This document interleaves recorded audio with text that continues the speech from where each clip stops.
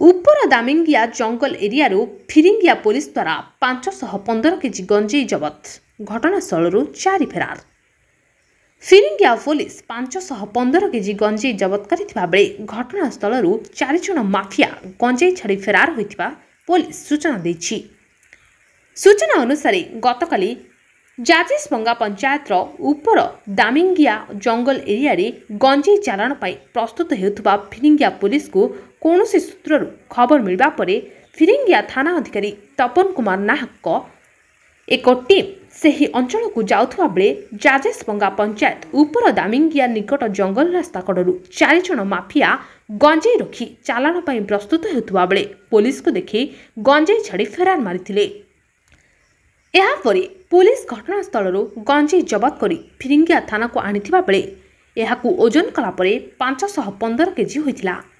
एही घटना रे फिरिंगिया थाना रे 122/23 रे एक गंजेई चालाण संपर्कित मामला रुजु करा जायतिबा बेले आज जबत गंजेई को कोर्ट चालाण करा जायतिबा बेले फेरार माफिया मानकू धरिबा पई प्रयास जारी रहितिबा फिरिंगिया थाना अधिकारी तपन कुमार नाहक सूचना दैछंती।